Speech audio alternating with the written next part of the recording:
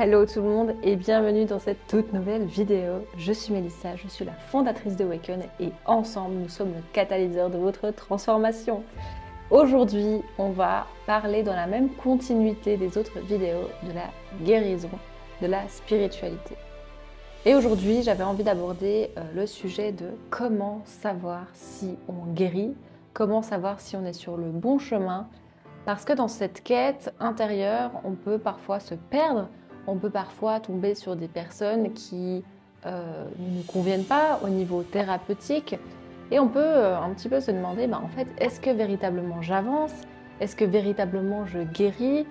Et toutes ces questions un petit peu qui sont là finalement sont dirigées par le mental, dirigées par l'ego, dirigées par les peurs, les insécurités et en les apprivoisant, en accueillant finalement tous ces questionnements intérieurs, c'est là où on va réussir finalement à trouver des réponses et à se sentir vraiment bien dans son cheminement.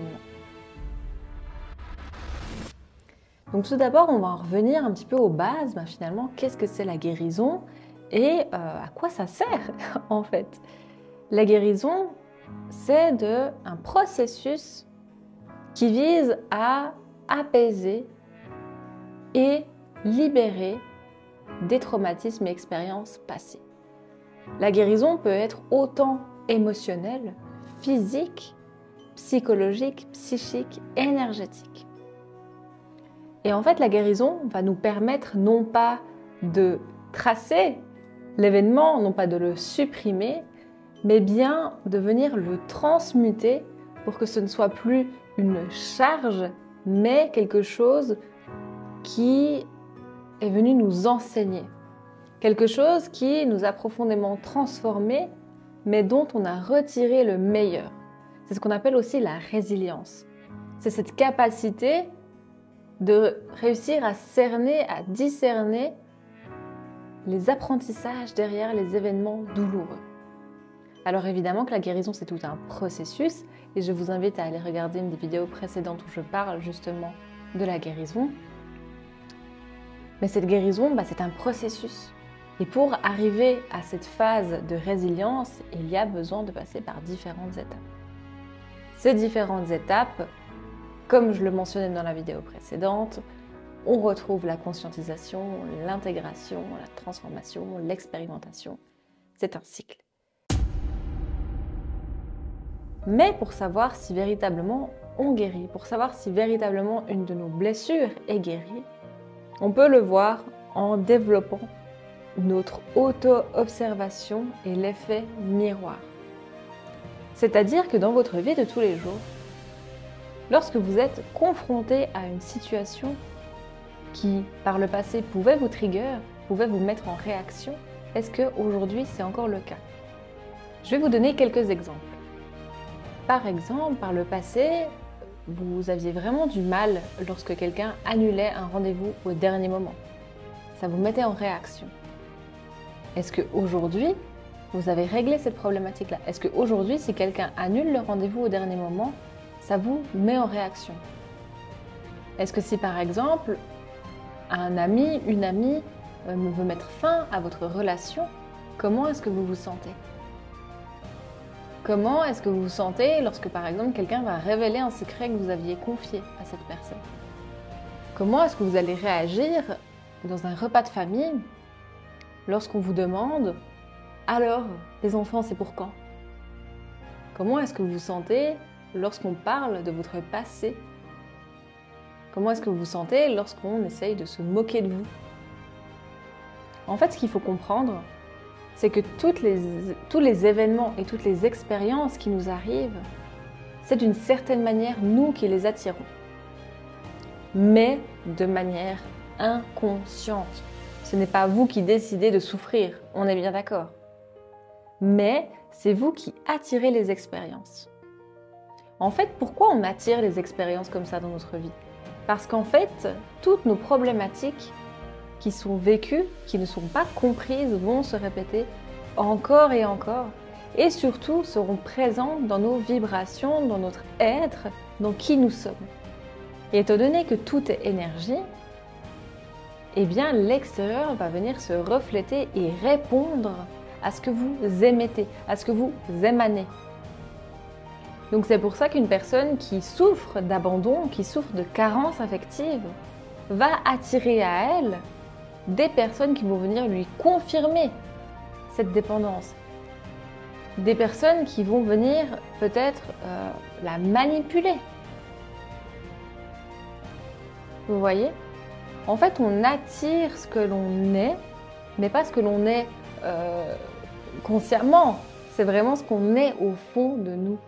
Et en fait, c'est grâce à toutes ces expériences que nous allons vivre que nous allons comprendre de plus en plus de choses sur nous, sur qui on est véritablement au fond.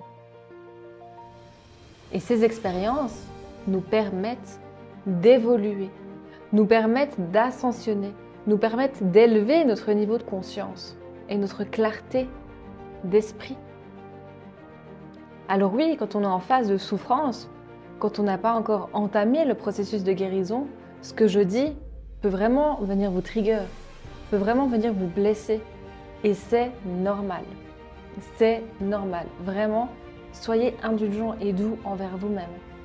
Ce que je dis, on peut le comprendre, on peut le concevoir une fois qu'on a effectué le cycle de guérison.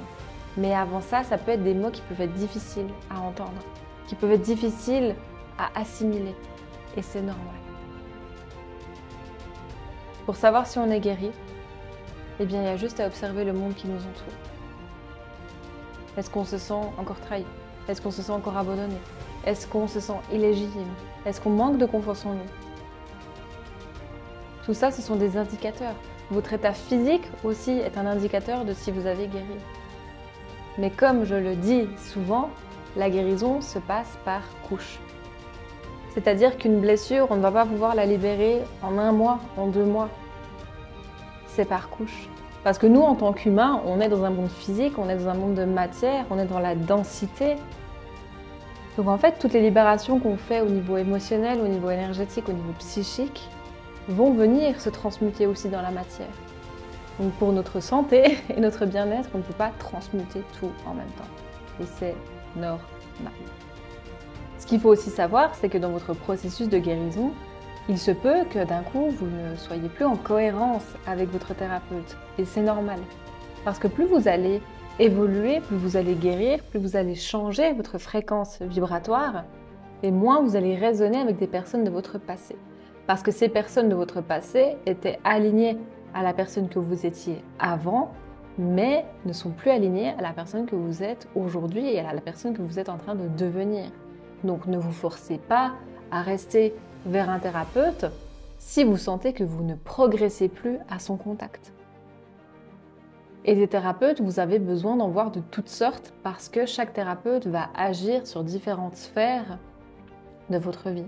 À moins que vous trouviez un thérapeute qui soit justement un couteau suisse et qui ait plein de spécialisations différentes. Si d'ailleurs vous avez envie de travailler sur vous, de guérir et de profondément changer votre vie, mais pas changer pour changer de personnalité, mais pour vous retrouver, sachez qu'on vous propose des programmes de guérison qui sont holistiques, c'est-à-dire qu'on va autant agir sur l'aspect psychologique, sur l'aspect neuroscientifique, sur l'aspect holistique et énergétique pour vous offrir une transformation à 360. Et dans notre équipe, nous avons aussi Julien qui est psychothérapeute, qui lui sera en mesure, en capacité de vous accompagner, peu importe la problématique que vous rencontrez. Qu'il s'agisse d'une problématique physique, psychologique, émotionnelle, traumatique, peu importe ce que vous rencontrez comme problématique, chez Awaken, nous aurons toujours un début de solution pour vous aider et vous accompagner dans votre processus. Ce qui est super important dans ce voyage de guérison, c'est de vous faire confiance, de cultiver cette confiance au quotidien, de faire preuve de douceur envers vous-même, que ce n'est pas une compétition, qu'il n'y a pas un temps à respecter, de vraiment aller à votre rythme, aller en fonction de ce que vous êtes prêt à travailler et de ne pas vous forcer. C'est ça le plus important, vraiment. Et ce que je peux dire aussi, c'est que plus vous allez travailler sur vous, plus vous allez réussir à cultiver une relation saine avec vous-même, une relation d'amour avec vous-même, et plus vous serez aussi en mesure de propager ça autour de vous, d'inspirer d'autres personnes autour de vous. Et c'est comme ça que petit à petit, on va réussir à faire changer le monde. Je vous remercie d'avoir été avec moi aujourd'hui. Si vous avez aimé la vidéo, n'hésitez pas à lâcher un petit like, à vous abonner à la chaîne, à activer la cloche des notifications pour ne manquer aucune de nos nouvelles vidéos. On se retrouve en tous les cas tous les dimanches à 17 h. Bye bye.